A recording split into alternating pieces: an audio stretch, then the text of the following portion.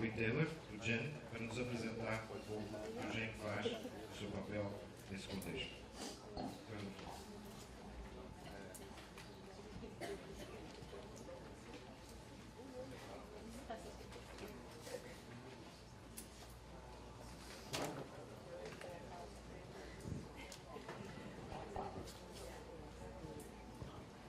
Good morning again. My name is Robin Taylor. I'm the current chair of the Global Ecolabelling Network. We have an annual general meeting in 2 days' time. So I'm hoping that I will continue to be the chair. What I've been asked to do is to talk a little bit about the Global Ecolabelling Network, what it is, what it does, and how, although we're all separate programs, that we endeavour to work together whenever we can. So I'm going to try and cover fairly quickly a number of areas about ecolabelling, the advantages, who we are, our mission, etc. But I think probably in terms of what's of interest in terms of working together is when we get to this bottom one here where we're talking about Genesis. Sorry. I guess just to be sure that everybody knows what we're talking about, what are ecolabels? The type of ecolabels that we're talking about are identified products and services that are more environmentally preferable than the traditional alternatives. And you'll note that we use the word environmentally preferable rather than environmentally friendly, because whilst you can debate it, I think it's difficult to find anything that at the end of the day is totally environmentally friendly. In terms of credibility, really what we're looking at is something that is looked at independently by an impartial third party against criteria or specification that is transparent and that is available for everybody to see. There certainly are different types of eco-labels. The ones that the Global Ecolabelling Network is involved in are Type 1. There are Type 2, which are basically self-claims. You as a manufacturer can say, my product is eco-friendly, but whether you've got the proof or not is a different thing altogether. And Type 3, which are environmental product declarations. Again, we would argue, because we see ourselves as top drawer on Type 1, certainly not all eco-labels are equal. There are some that, as you can see on the top there, these are members of the Global Ecolabelling Network. There are others that are perhaps single-issue labels. Labels like the FSC, the Forest Stewardship Council, which are looking at very specific areas rather than the whole life cycle. And of course there are greenwashing, the people that put dolphins on their packs and imply that they're good. I guess the real issue of all this is that there's a great deal of confusion and skepticism that's created around these things, and that's really what we're trying to break through with Type 1 eco-labelling. I guess very, very quickly, we comply with ISO 1424, but our real key attributes, apart from being voluntary, are their market-based. They look at life cycle, which Lisa mentioned, and there's an independent verification. It gives a certain degree of confidence and clarity.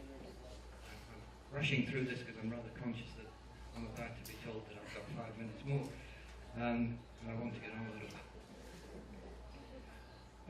GEN, what we are, we're a non-profit network, and we are a network of different eco-labelling organizations.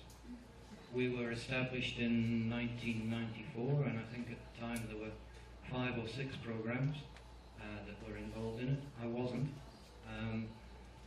That's grown now to, we have, I think, 28 members, and that represents 56 or 57 countries. The EU is a single entity as a member, which means there's quite a few countries there. Basically, we work together to improve and promote eco-labelling of products.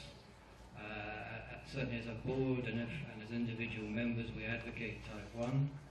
And I guess the issue really, which again, in an indirect way, Lisa was referring to, is that it's an aid for governments and retailers and everybody else to understand the point that I made earlier: not all environmental labels are created equal.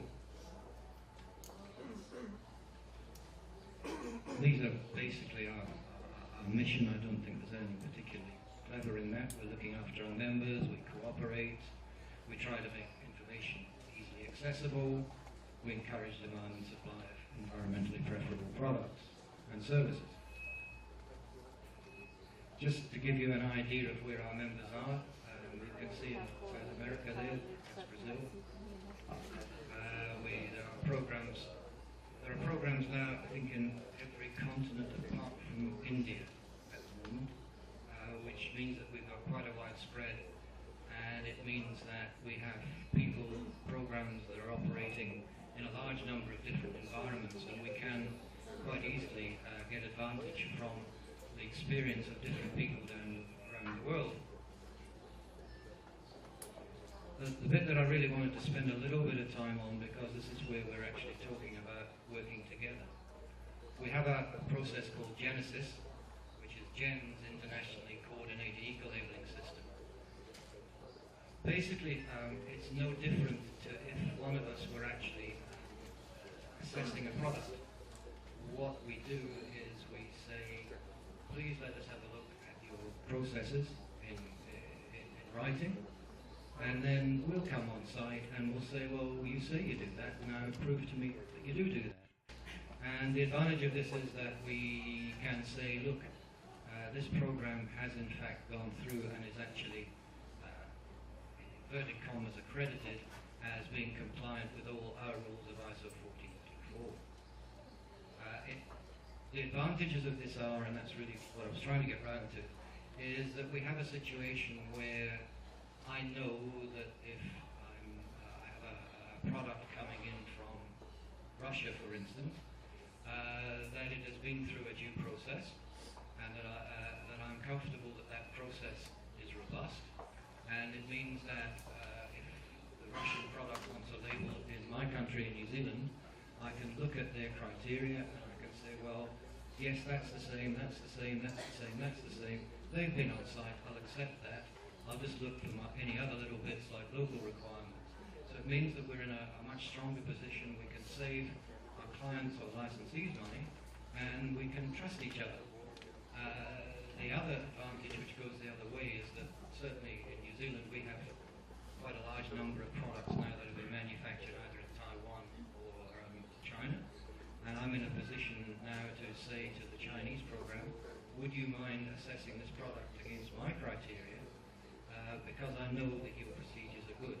So really what we're beginning to do here is, whilst not all our criteria will be the same, because we have developing countries, we have sophisticated countries, if you like, and they may not be the same, but we're in a position that there are bits in there that we're very, very clear on, that can make life easy for everybody. At the moment, and this slide is slightly out of date because we did it 2 or 3 months ago, now over 60% of our GEN members are there. We've just completed exercises in a number of countries, and I believe that Brazil is going to go through this process next week. So that's going to build us up again. So I think I've managed to do this in 10 minutes. Environmentally preferable, not necessarily environmentally friendly. Certainly not all eco-labels that you see and claim to be eco-labels are equal. We are a network of Type 1 eco-labels. We regard ourselves as the most reputable, transparent and robust of all eco-labels. Those eco-labels look at the life cycle impacts, they're multi-attribute, and they're awarded and audited by independent assessors. And they provide, if you like, a standardized definition of, again, I'm hesitant to use the word green, that is scientifically robust. That's, I think, within the time scale. I'm happy to answer questions. Thank you.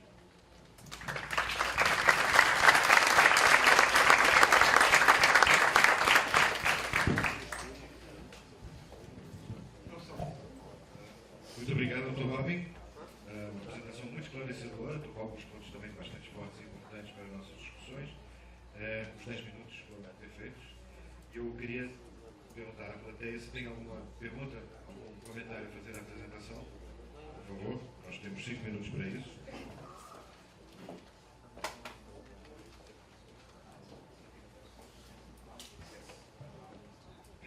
Bom dia, Elizabeth Cavalcante do Imetro. Eu gostaria de saber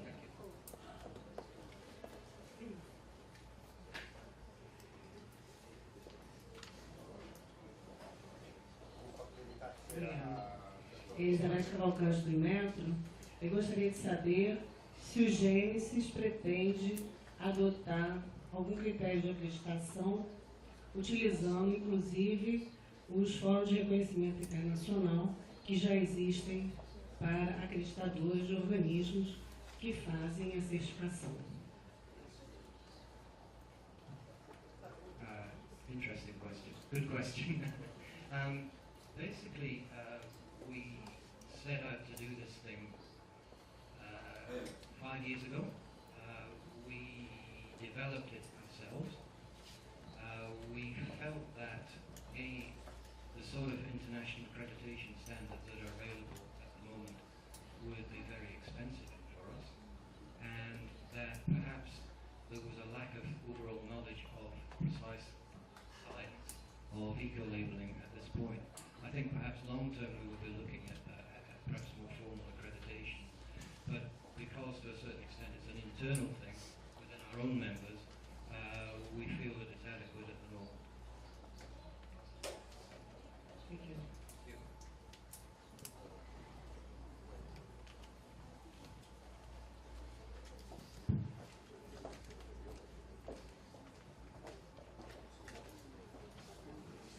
Boa tarde.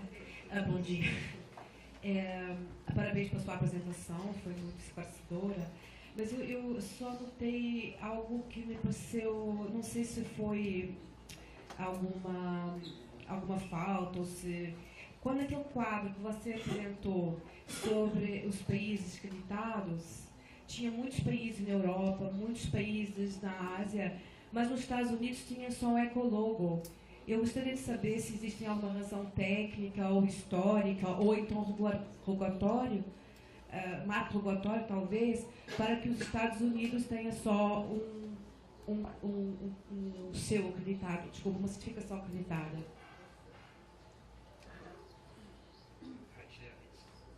Can you hear me? Actually, if you look on the map slightly more carefully, there are actually 2 programs. It's just the way it's been written. I actually noticed that when I was looking at it. There is a Canadian program and an American program, but in fact they cross borders. They both fight in each other's territory, if you like. So there are actually 2 programs. Na América do Norte. In North America, yes. Tá bom, obrigada.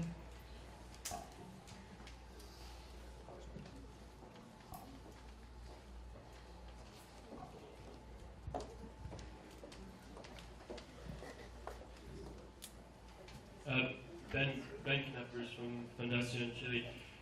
In your opening slide, the focus on environmental preferability and the type 1, 2, and 3 standards being focused on environment.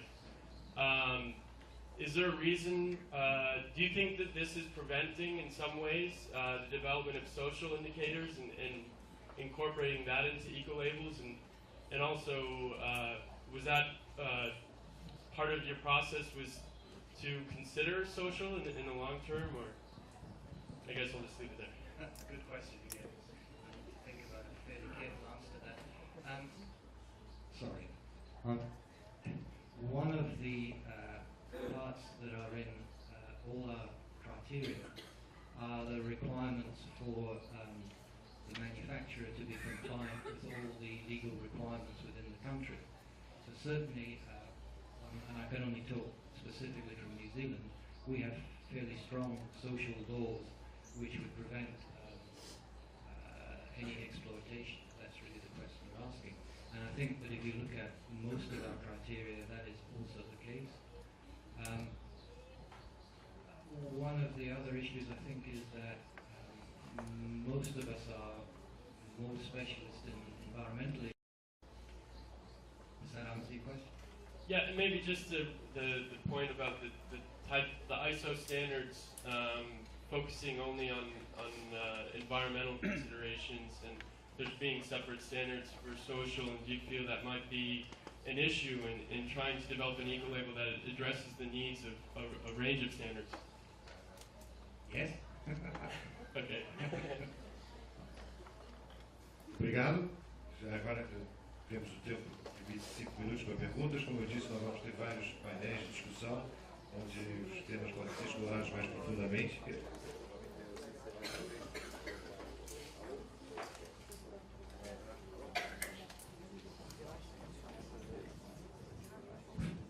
Pela sua apresentação.